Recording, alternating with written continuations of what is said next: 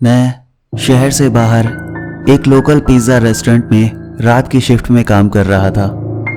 Restaurant बंद होने वाला था और मैं स्टाफ मेंबर्स के साथ बैठकर बातें कर रहा था।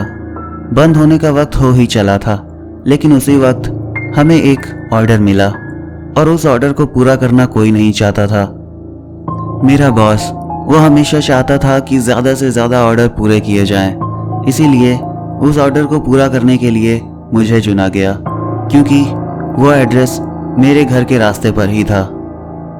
मैं यहाँ पर नया था।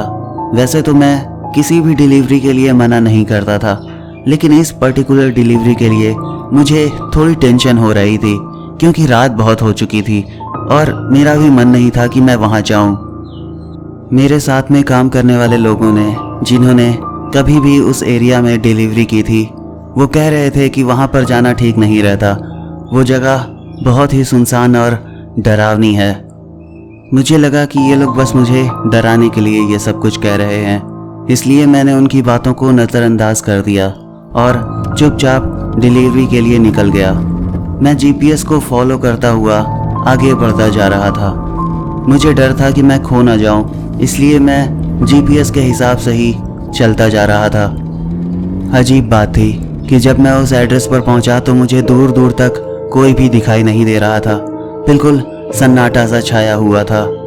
मुझे डर लग रहा था कि मैं फालतू में ही इस एड्रेस पर आ गया। मैंने आसपास देखा, कोई भी घर दिखाई नहीं दे रहा था। मुझे लगा शायद कुछ दूर पर कोई घर होगा, इसलिए मैं पैदल ही आगे बढ़ने लगा। कुछ दूर जाने के बाद मुझे एक घर दिखाई दिया।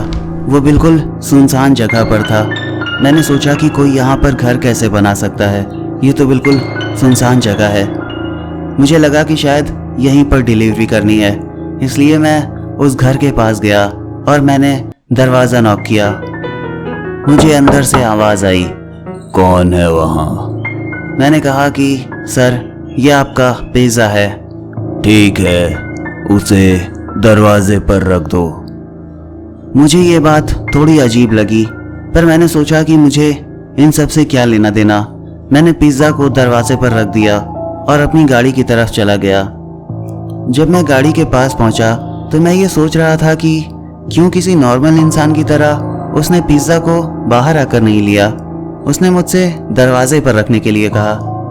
मुझे जानना था कि उस घर में कौन है, इसलिए मैंने सोचा कि मैं छिप कर देखता हूँ, आखिर वो पिज़्ज़ा लेने तो बाहर ज़रूर निकलेगा। मैं एक पेड़ के पास गया और छिप कर देखने लगा। कुछ देर के बाद उस घर का दरवाज़ा खुला और अंदर से एक अजीब सा आदमी निकला। वो बहुत ही डरावना था। उसे देखकर मेरे रोंगटे खड़े हो गए थे।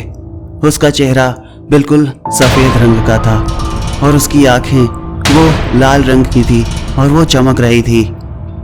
ऐसा लग रहा था जैसे उसके दांत पर खून लगा है और उसके हाथ में एक कुल्हाड़ी भी थी, जैसे उसने अभी किसी को मारा हो।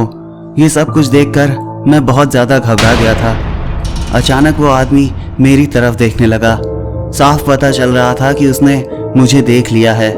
मैं एक लगातार उसे देख रहा था।